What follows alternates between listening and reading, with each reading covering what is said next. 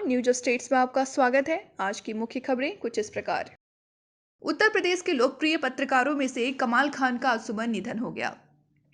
कमाल खान का निधन हार्ट अटैक से हुआ है। उन्हें अस्पताल ले जाया गया, जहां डॉक्टरों ने उन्हें मृत घोषित कर दिया। कमाल खान एक निजी टीवी चैनल से जुड़े थे और सूबे के वरिष्ठ पत्रकारों में से एक थे। कमाल खान के निधन से न सिर्फ पत्रकारिता जगत के लोगों को बल्कि बड़ी संख्या में उन्हें चाहने वालों को गहरा दुख पहुंचा है। उत्तर प्रदेश के बाद गोवा में भाजपा की मुश्किलें बढ़ने वाली हैं। ऐसा इसलिए कहा जा रहा है क्योंकि भारतीय जनता पार्टी के वरिष्ठ नेता देवेंद्र फडणवीस चुनाव का टिकट दिए जाने से नजरअंदाज किए जाने के एक दिन बाद गोवा के पूर्व मुख्यमंत्री मनोहर पार्रिकर के बेटे उत्पल पार्रिकर का बयान सामने आया। उत्पल पार्रिकर ने भाजपा से सवाल किया कि पार्टी ईमानदारी और चरित्र में विश्वास करती है या नहीं।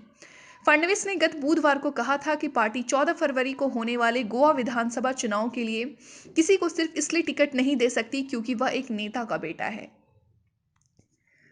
पहाड़ी राज्यों में बर्फबारी और मैदानी इलाकों में बारिश के बाद मौसम में बदलाव हुआ है। जम्मू कश्मीर से लेकर राजस्थान तक सर्दी से लोग कांप रहे हैं। झारखंड, बिहार, यूपी सहित कई राज्यों में बारिश की संभावना बनी हुई है। पलामू के नावा बाजार थाना के दरोगा लालजी यादव की सुसाइड मामले को लेकर विरोध तेज हो गया है। मंत्री मिथिलेश ठाकुर ने भी सीएम हेमंत सोरेन को पत्र लिखकर उच्च स्तरीय जांच की मांग की है। वहीं गुरुवार को साहिबगंज में भी विरोध से लोगों ने सड़क जाम कर न्याय की मांग की थी।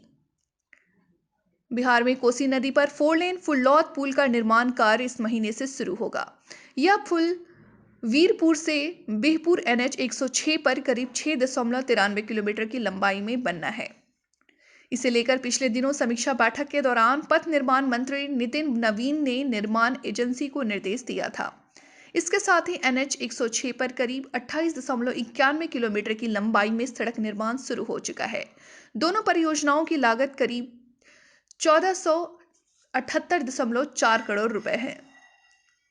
पंजाब विधानसभा चुनाव के प्रत्याशियों के चयन के लिए नई दिल्ली में कांग्रेस की अंतरिम अध्यक्ष सोनिया गांधी की अध्यक्षता में आयोजित केंद्रीय चुनाव समिति की बैठक में उम्मीदवारों के नाम पर मुहर लगा दी है। उम्मीदवारों की सूची जल्द ही जारी होने की संभावना है। इसके साथ ही संभावना ये भी जाहिर की जा रही कि मुख्यमंत्री चरणजीत सिंह चन्नी 2 सीटों से चुनाव लड़ सकते हैं। बीजेपी की योगी सरकार के 3 मंत्री अब तक पार्टी से इस्तीफा दे चुके हैं। मंत्रियों के इस्तीफे का सिलसिला स्वामी प्रसाद मौर्य से शुरू हुआ था। उसके बाद मंत्री दारा सिंह ने भी पार्टी का दामन छोड़ दिया। फिर योगी सरकार में मंत्री रहे धर्म सिंह सैनी ने भी पार्टी से इस्तीफा दे दिया। कुल मिलाकर पार्टी के 3 मंत्री विधानसभा चुनाव से पहले पार्टी से इस्तीफा दे चुके हैं। ऐसी संभावना है कि जल्द ही ये नेता समाजवादी पार्टी के साथ चुनाव लड़ते नजर आएंगे। झारखंड की नब्ज कहे जाने वाले जल में तेजी से जहर घुल रहा है। जानलेवा आर्सेनिक फ्लोराइड का स्तर झारखंड में लगातार बढ़ रहा है। साहिबगंज में गंगा किनारे के 58 गांवों में इसके कारण कैंसर फैल रहा है। इससे 500 परिवार वाले एक ही गांव में लगभग 30 से अधिक मौतें अब तक हो चुकी है।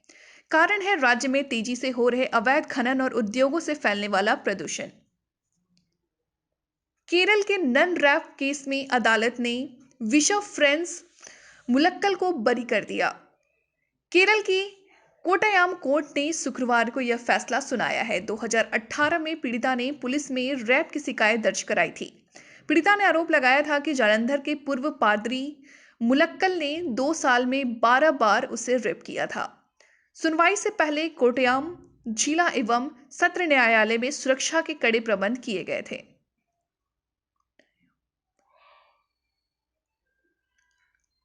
महाराष्ट्र के वर्धा जिले के अरवी इलाके में पुलिस ने एक प्राइवेट एबॉर्शन केंद्र का भंडाफोड़ कर अवैध रूप से गर्भपात कराए भ्रूणों के कब्रिस्तान का पता लगाया गया है।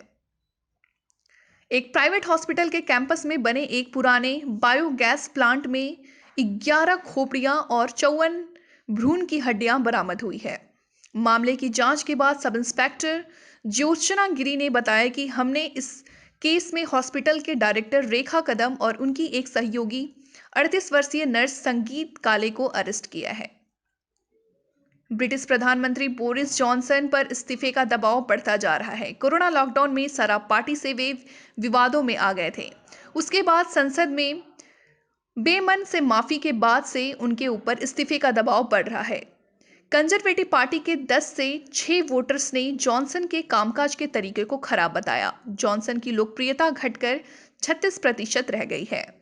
इस बीच भारतीय मूल के वित्त मंत्री ऋषि सुनक पीएम पद के लिए पहली सांसद बनकर उभरे हैं।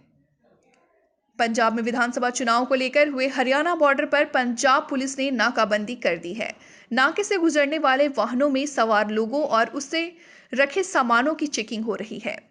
पुलिस के साथ आरपीएफ के जवान भी इस प्रयास में हैं कि कोई अवांछित तत्व पंजाब में घुसकर चुनावी माहौल खराब न करे। इसके लिए दिन रात चेकिंग अभियान चलाया जा रहा। हरियाणा से पंजाब में जाने वाले हर वाहन के नंबर नोट हो रहे हैं। यहाँ सीसीटीवी भी लगाए जा रहे हैं। देश में ओमिक्रॉन के मामले 5,500 के भी पार पहुंच गए। इसे लेकर लोगों की चिंताएं बढ़ने लगी हैं। इस वेरिएंट ने बच्चों को भी अपनी चपेट में लेना शुरू कर दिया, जिसे लेकर लोग काफी दहशत में हैं। इस बीच एम्स के डॉक्टरों ने कहा कि ये वेरिएंट बच्चों पर भी प्रभावी है और अनवैक्सीनेटेड बच्चों को इसका ज्यादा खतरा है, लेकिन यह बहुत गंभीर बीमारी नहीं है। उन्होंने बताया कि बच्चे जल्दी ओमिक्रॉन की गिरफ्त में आ रहे हैं। देश भर में कोरोना संक्रमण बहुत ही तेजी से बढ़ रहा है। स्वास्थ्य मंत्रालय के आंकड़ों के मुताबिक पिछले 24 घंटों में देश में 2,64,202 कोरोना मरीज सामने आए। गुरुवार को सामने आए मरीजों से यह संख्या 6.7% ज्यादा है। गुरुवार को 2.47 लाख मामले सामने आए हैं। इसके बाद सक्रिय कोरोना संक्रमितों की संख्या 12,72,063 पहुंच गई है। शुक्रवार को जारी किए गए आंकड़ों के मुताबिक 24 घंटे में 315 लोगों की मौत कोरोना की वजह से हुई। वहीं 1,09,345 ठीक होकर अपने घर लौट गए। बिहार में मेडिकल सिस्टम पर पहली बार कोरोना की मार भारी पड़ रही है। तीसरी लहर में 30 दिसंबर से अब तक राज्य के 590 से अधिक डॉक्टरों और 5,000 से अधिक हेल्थ वर्कर्स को संक्रमित हो चुके हैं। पटना एम्स, आईजीआईएमएस से लेकर पीएमसीएच और एनएमसीएच में रोज डॉक्टर पॉजिटिव हो रहे हैं। ऐसे में स्वास्थ्य सेवाओं पर असर पड़ रहा है। आईएमए का मानना है कि अगर हेल्थ वर्करों के संक्रमित होने की यही रफ्तार रही तो आगे मरीजों को इलाज मिलने से परेशानी हो सकती है। इसमें लगातार कोरोना संक्रमण के मामले बढ़ते जा रहे हैं। इस बीच यूएन की world economic situation and prospectus 2022 की रिपोर्ट ने चिंता में डाल दिया है। रिपोर्ट के अनुसार ओमिक्रॉन वेरिएंट की वजह से संक्रमण की नई लहरें आ रही हैं और अर्थव्यवस्थाओं पर इसका असर नजर आ सकता है। भारत में पिछले 24 घंटों में कोरोना वायरस के 2,64,202 नए मामले आए और 1,09,345 रिकवरी हुए। अब देश में सक्रिय मामलों की संख्या 12,72,073 है। उत्तर बंगाल की जलपाईगुड़ी में गुरुवार को हुए बीकानेर गुवाहाटी एक्सप्रेस ट्रेन हादसे में अब तक करीब 9 लोगों की मौत हो चुकी है, जबकि 36 घायल बताए जा रहे हैं। घायलों को विभिन्न अस्पतालों में दाखिल कराया गया है। गुरुवार को करीब 1,053 यात्रियों को लेकर जाने वाले बीकानेर गुवाहाटी एक्सप्रेस ने दर्जन भर डिब्बे पटरी से उतर गए थे।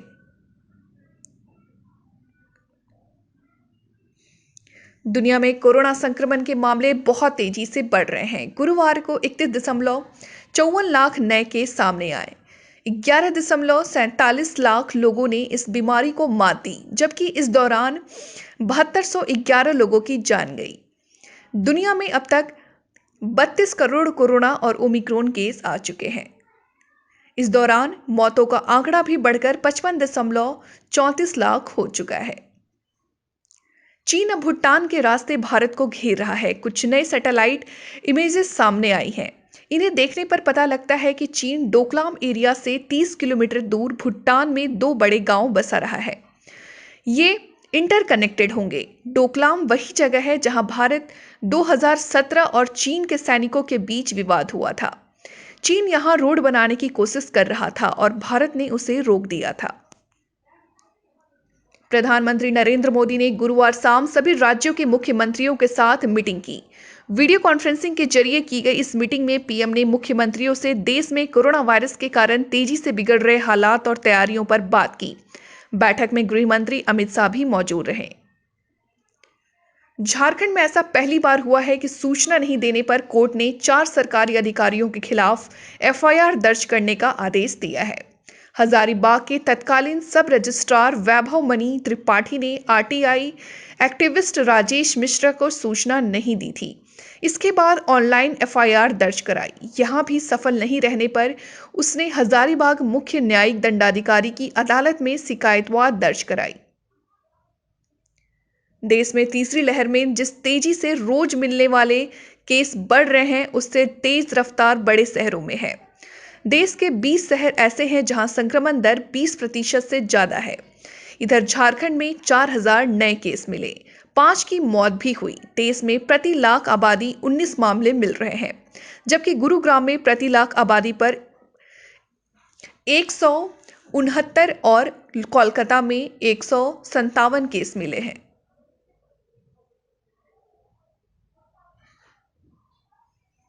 यूपी विधानसभा चुनाव में प्रत्याशियों के नामों पर भाजपा में गुरुवार की दिल्ली में तीसरे दिन भी चर्चा हुई। इसमें 172 सीटों को लेकर मंथन किया गया। बैठक के बाद उप मुख्यमंत्री केशव मौर्य ने मीडिया से बात करते हुए कहा कि केंद्रीय चुनाव समिति की बैठक में बहुत सार्थक चर्चा हुई। इस बैठक में कम से कम 172 भाजपा उम्मीदवारों के नामों को अंतिम रूप दिया जा चुका है। केंद्रीय चुनाव समिति द्वारा इन नामों पर मुहर लगाई जानी है। वर्ल्ड हेल्थ ऑर्गेनाइजेशन ने कोविड-19 महामारी से मरीजों को बचाने के लिए 2 दवाओं के इस्तेमाल की मंजूरी दी है। ये दोनों दवाएं बेरिसिटिनिब और सोट्रोविमेब कोरोना मरीजों की हालत गंभीर होने की स्थिति में दी जा सकती है। इन दवाओं से मरीज को तुरंत आराम मिलेगा। माना जा रहा है कि इससे कोरोना से होने वाली मौतों के आंकड़ों में भी कमी आएगी। झारखंड हाईकोर्ट ने 7वीं से 10वीं जेपीएससी संयुक्त सिविल सेवा मुख्य परीक्षा के आयोजन पर रोक लगाने से इनकार कर दिया। Chief justice doctor Ravi Ranjan व जस्टिस सुजीत नारायण प्रसाद की खंडपीठ ने शेखर सुमन की ओर से दायर अपील याचिका पर वीडियो कॉन्फ्रेंसिंग के माध्यम से सुनवाई करते हुए उक्त निर्देश दिया। खंडपीठ ने यह भी कहा कि रीट कोर्ट में मामला लंबित रहने के कारण हम मेरिट पर फैसला नहीं सुना सकते हैं।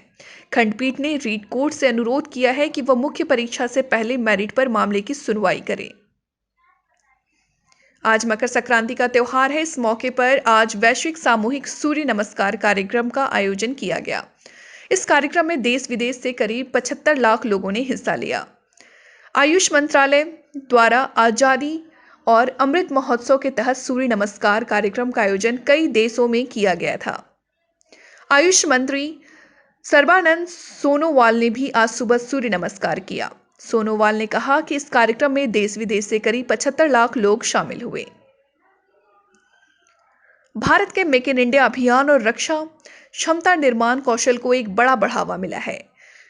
फिलीपींस ने भारतीय ब्रह्मोस एरोस्पेस प्राइवेट लिमिटेड के 374.9 मिलियन अमेरिकी डॉलर के प्रस्ताव को अपनी नौसेना के लिए शोर बेस्ड एंटीशिप मिसाइल सिस्टम अधिग्रहण परियोजना की आपूर्ति के लिए स्वीकार कर लिया है। जल्द ही दोनों देशों के बीच से समझौते पर हस्ताक्षर होंगे। बता दें कि ब्रह्मोस मिसाइल के लिए यह पहला विदेशी ऑर्डर भी है।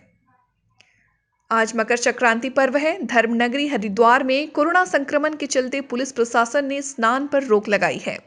हर की पेड़ी क्षेत्र में भारी संख्या में पुलिस फोर्स तैनात है। हर की पेड़ी क्षेत्र को सील किया है। श्रद्धालु हर की पेड़ी क्षेत्र पर दिखाई नहीं दे रहे हैं। हर की पेड़ी पर ऐसा नजारा पहले कभी नहीं देखा गया। हर की पेड़ी छोड़कर दूसरे कई घाटों पर लोग स्नान कर रहे हैं। कोरोना संक्रमण को देखते हुए जिला प्रशासन आज होने वाले मकर संक्रांति स्नान को प्रतिबंधित पर कर चुका है। कांग्रेस नेता राहुल गांधी ने गुरुवार को कहा कि उनकी पार्टी उत्तर प्रदेश से देश में एक बड़ा बदलाव ला रही है, जहां उसने उन लोगों को टिकट दिया है जिन्होंने सत्तारूढ़ के हाथों अन्याय सहा है। उन्होंने कहा कि कांग्रेस लोगों के साथ साझेदारी में विश्वास करती है और सेवा के नाटक में शामिल नहीं होती। कांग्रेस के पूर्व अध्यक्ष ने हिंदी में लिखे एक फेसबुक पोस्ट के माध्यम से कहा कि हम देश में एक बड़ा बदलाव ला रहे हैं और इसकी शुरुआत उत्तर प्रदेश से की गई है। राहुल ने कहा कि हम शोषण के खिलाफ लड़ेंगे और अन्य न्याय दिलाने में लोगों की आवाज बनकर जीतेंगे।